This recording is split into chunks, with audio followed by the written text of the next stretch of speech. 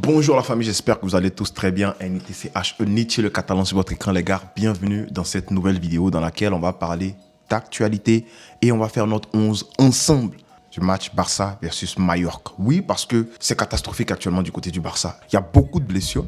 Il y a la suspension de Araujo, du coup le 11, et surtout qu'il y a un match très important de Ligue des Champions qui arrive. Le 11, ça va être un peu catastrophique, mais on va le faire ensemble. Voilà, on va le faire ensemble cette fois-ci. So, let's go. Avant de commencer, j'aimerais dire merci à tous ceux qui sont passés sur mon Instagram pour me souhaiter joyeux anniversaire. Oui, parce que c'était mon anniversaire. J'ai eu 15 ans. J'ai eu 15 ans hier. Le 5 mars. Du coup, merci à ceux qui m'ont souhaité joyeux anniversaire. Et puis voilà, c'était une très très belle fête. Je me suis très bien amusé, mais il n'y aura pas de vidéo pour vous. N'oubliez pas, on continue de faire les analyses des matchs de Ligue des Champions et des matchs importants sur l'autre chaîne, Nietzsche Parle Foot, que je vais mettre le lien quelque part ici à gauche ou à droite. Du coup, tu as juste à cliquer sur le lien et puis tu vas sur la chaîne. N'oublie pas de t'abonner, c'est très très important. Let's go. On va parler de Paulo Dybala qui s'est proposé au FC Barcelone. Paulo Dybala veut un move en Espagne. Du coup, on sait que du côté du Real, c'est pas possible parce qu'il y a énormément de signatures qui sont en train de venir. Ils ont déjà une équipe bien rodée et tout. Il n'aura même pas la place pour jouer.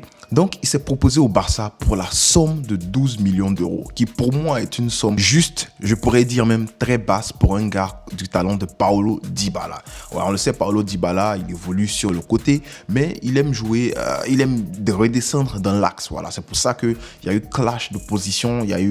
C'est peut-être difficile d'aligner Paulo Dybala et Léo Messi. Maintenant qu'il n'y a pas Léo Messi au Barça, avec un gars comme Paulo Dybala, tu pourrais avoir quelque chose de différent de ce que ton ailier Lamine Yamal te propose. Parce que Paulo Dybala, je l'ai dit, il évolue très bien derrière un attaquant. Tu le positionnes sur l'aile dans le 11, mais il évolue très très bien derrière un attaquant. Autre chose, si tu as un latéral à droite qui est très très bien dans les overlaps, c'est-à-dire je ne parle pas d'un latéral qui aime jouer dans le demi-espace, je ne te parle pas d'un latéral qui est inversé, je ne parle pas d'un latéral, mais si tu as un latéral qui aime très bien bouffer la ligne et que tu as un Paulo Dybala sur le même côté que lui, ça pourrait donner quelque chose de dangereux sur leur côté. Paulo Dybala du côté de la Roma, il est actuellement en forme parce qu'en 19 matchs, Paulo Dybala, c'est 12 buts et 7 passes D. Et je vous dis honnêtement, c'est un mec que j'avais beaucoup envie de voir sous la tunique du Barça parce que je suis certain que Paulo Dybala, du côté du Barça, il peut arriver au Barça et puis faire une belle saison. Il peut arriver au Barça et puis avoir le succès au Barça, ce qui est très très difficile les gars. Paulo Dybala, c'est un transfert que j'ai toujours eu envie de voir au Barça.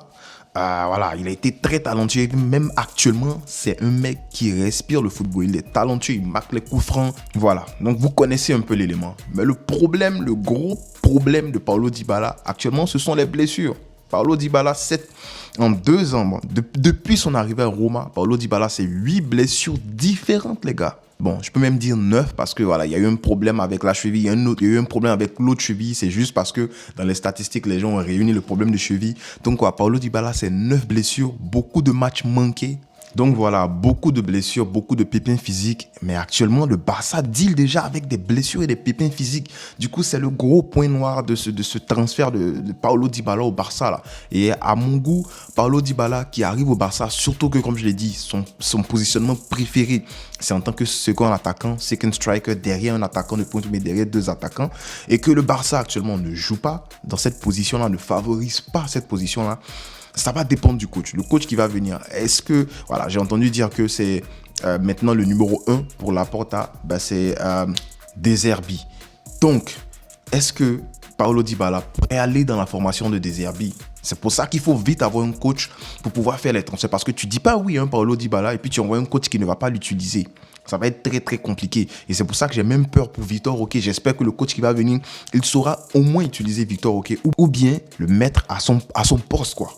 C'est-à-dire, pas sur le côté gauche là-bas. Tu comprends, non? Avec le petit là, quelques minutes, mets-le en 9. Donc voilà, pour ces raisons-là, Paulo Dybala pour moi au Barça, aujourd'hui, c'est encore un pari. C'est un pari. Il est très talentueux, je l'ai dit, vous l'avez vu. Vous avez vu, je l'ai bien encensé au début, mais c'est encore un pari parce qu'il est bon techniquement. Mais déjà, le problème, c'est le positionnement et puis la formation du Barça qui préfère jouer avec des ailiers qui savent dribbler sur les côtés, des ailiers qui peuvent aller en isolation. Pas des ailiers qui préfèrent, pas des joueurs qui préfèrent l'axe. Ça, c'est 1. 2, il a des pépins physiques, trop de pépins physiques. En 2 saisons, il a déjà 9 blessures à la Roma et c'est pas ce genre de truc-là que tu veux au Barça actuellement. Et 3, 12 millions d'euros, c'est pas beaucoup. Mais actuellement, vu que le Barça peut pas se permettre de dépenser beaucoup, et non, je ne dis pas que le Barça n'a pas d'argent, le Barça ne peut pas se permettre de dépenser énormément. Je pense que ce n'est pas la priorité du Barça. Un gars comme Dybala pour 12 millions, ce n'est pas la priorité du Barça. Pour moi, la priorité du Barça, ça devrait être, de trouver un 6 à la valeur, bien, qui pourrait s'incruster dans le 11 du Barça dès qu'il arrive.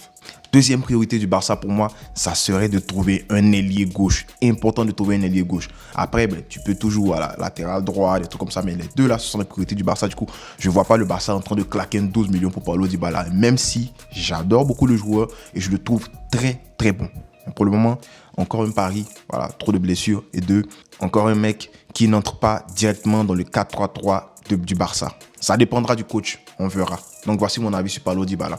Dis-moi en commentaire, c'est quoi tu penses de Paulo Dybala? Est-ce que tu penses qu'effectivement, il faut que le Barça dépense les 12 millions d'euros sur lui, enfin les gens le prend, ou bien, voilà, tu penses comme moi que c'est pas la priorité du Barça? Je serais content de lire ton commentaire. Et bien sûr, d'y répondre, frérot. Là, on va parler de Mallorca maintenant. Parce que Mallorca, là, c'est une équipe piège. C'est une équipe piège. Ils sont en finale de la Copa del Rey, frérot. Copa del Rey, nous, on n'a pas pu arriver en finale. Là. Mallorca est en finale, man. Et le parcours n'était pas facile. Parce qu'ils ont eu sur le chemin Girona, qui nous a claqué 4 buts. Voilà. Eux, on va les attraper, vous inquiétez pas. Ils ont eu Girona, ils ont sorti Girona. Ils ont eu la Real Sociedad qu'ils ont sorti au penalty. Mais quand même, j'appelle ça sortir parce qu'il faut arriver au penalty pour pouvoir sortir quelqu'un au penalty. C'est une équipe qui embête beaucoup. Et ils sont en face de Athletic Bilbao. Du coup, ça m'étonnerait. C'est possible qu'ils gagnent l'Athletic Bilbao, on ne sait jamais. Ils pourraient remporter leur Copa del Rey et puis vont partir comme ça. Donc voilà, en finale, là, c'est 50-50. Une finale, ça ne se joue pas, ça se gagne. Demandez aux Ivoiriens, ils vont vous dire.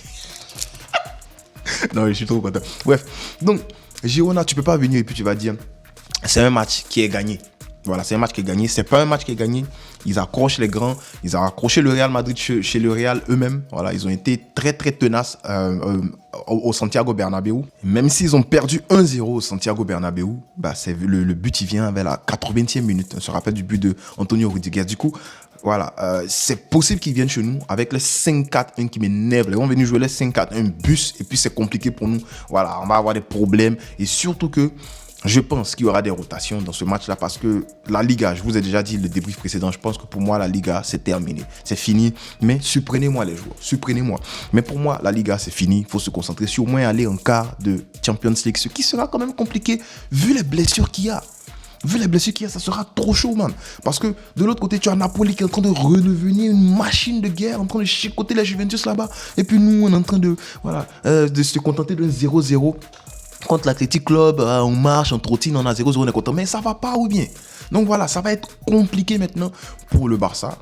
Mais voilà, il y a possibilité de remporter et le match de Mallorca et d'aller remporter Naples. Pour moi, mes yeux sont rivés sur Napoli.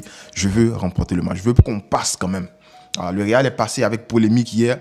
Pardonnez, quand nous on va jouer, même on n'a qu'à passer. Même s'il y a polémique, on n'a qu'à gagner quand même. Parce qu'à la fin de la journée, les gens se rappellent des gagnants. Voilà. Donc je ne dis pas qu'il faut qu'on gagne en frappant les gens bien, en tapant bien, en faisant voilà. Mais gagnons notre match.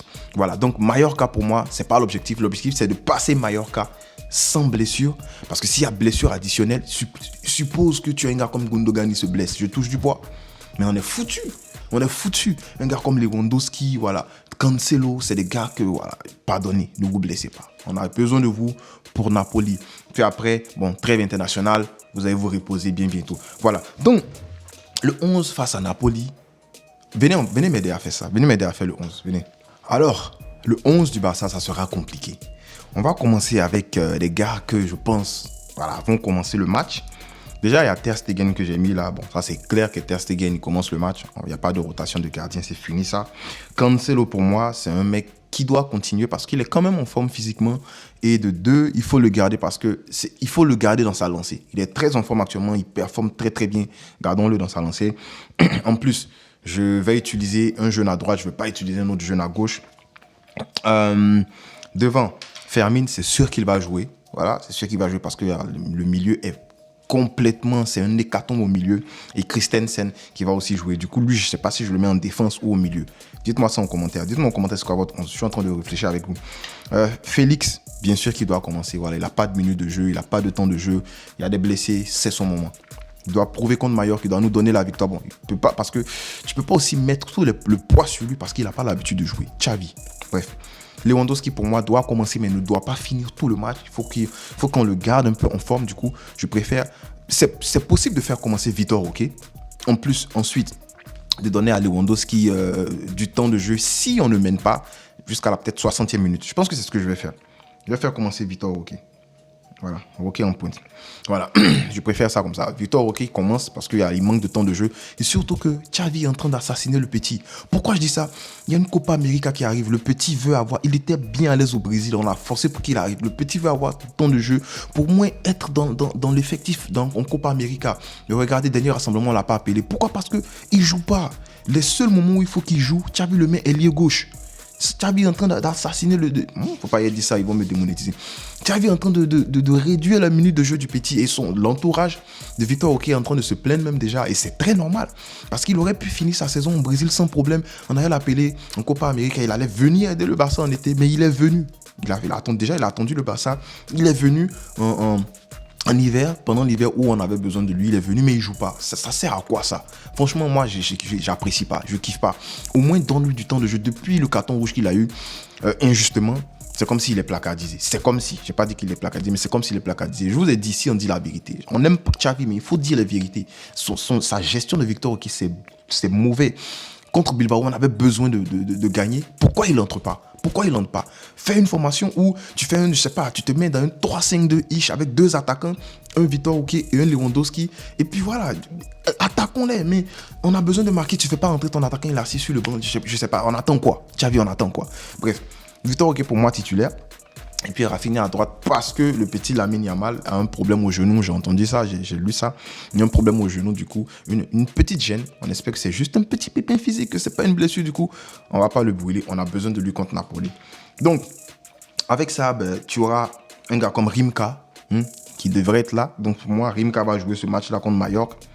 Pardon, faites juste les passes vers l'avant. C'est tout ce qu'on veut. Rimka va jouer contre Mallorca. Et Christensen, si Rimka et Christensen jouent, c'est soit tu les mets en double pivot. Je ne sais pas si ça va fonctionner. Parce que les deux problèmes, jouer vers l'avant. Christensen est beaucoup mieux même balle au pied quand il y a la pression que Rimka. Du coup, voilà, il a mis Rimka. On a rien changé. Alors, tu as Gundogan que tu peux mettre, mais je ne veux pas le mettre. Non, si je peux éviter de faire jouer Gundogan, je vais éviter de le faire jouer. Inigo Martinez qui est de retour de blessure. Du coup, pour moi, c'est clair qu'Inigo Martinez commence. Tu pourrais utiliser Koundé. Il se blesse moins que les autres. Mais attendons un peu. Sergi Roberto, tu le mets où? Bon, voilà, voici un autre. Du coup, si Sergi Roberto doit jouer latéral droit, il te faut un défenseur central. Pau Kubasi, ça pourrait être ça, mais je trouve que la défense serait trop remaniée à mon goût. Dites-moi en commentaire, vous pensez quoi de ce 11-là? Mais la défense centrale, déjà, elle est trop remaniée à mon goût. Et puis voilà, le milieu aussi, il est beaucoup remanié. C'est beaucoup trop. Il y a possibilité de faire Christensen ici, Pau Kubasi au repos, Sergio Roberto là, et puis Hector Ford ici. C'est possible de faire ça aussi. Dites-moi en commentaire, vous pensez quoi de ces deux formations-là? Laquelle des formations vous préférez? À part ça, tu pourrais te mettre dans un 4-2-3-1 avec peut-être Rimka en double pivot, avec disons Christensen, et puis faire jouer le petit Pau Kubasi. Ça aurait peut-être de la gueule. Disons Rafinha out. Et puis tu as un 4-2-3-1 comme ça. Plus avec un Félix qui vient dans l'axe. Mais encore, c'est beaucoup de remaniements. C'est énormément de remaniements. Mais je pense que voilà, Xavi va nous sortir un remaniement de la sorte. Pourquoi je dis ça? C'est parce que, comme je l'ai dit, il y a trop de blessures et tu vises surtout les quarts de Ligue des Champions. Mais voilà, cette formation-là, moi, et puis la merde, on se dit la vérité. Double pivot Christensen, Rimka, qui va faire monter le ballon, ça va être compliqué. Mais bon, voilà, on le sait, hein, c'est soit ça, soit tu fais juste jouer Gundogan dans les 45 premières minutes et espérer capitaliser là-dessus. Si tu n'arrives pas à capitaliser là-dessus, tu fais tes remplacements et puis tu espères que les remplaçants fassent le job. Voilà, je vais m'arrêter là pour aujourd'hui. Dites-moi en commentaire, c'est quoi vous avez vu qu'on a beaucoup fait de manipulations juste pour pouvoir garder au frais nos joueurs, nos meilleurs joueurs, et voilà, les utiliser contre Naples. J'espère que ça va payer, mais bon. Voilà, mon pronostic, je vais dire facile, voilà, 1-0 pour le Barça. Voilà, 1-0 pour le Barça. Un but de Vitor, ok, qui va venir clouer le bec de ceux qui ne veulent pas le faire jouer là. Et puis voilà, on serre la défense, On se retrouve contre Napoli, espérant remporter le match contre Napoli. Donc voilà, dites-moi en commentaire, c'est quoi votre 11, mais surtout, c'est quoi votre pronostic pour ce match-là. On ne cessera jamais de le dire, frérot, malgré l'hécatombe de blessés. Pisca, El Barça.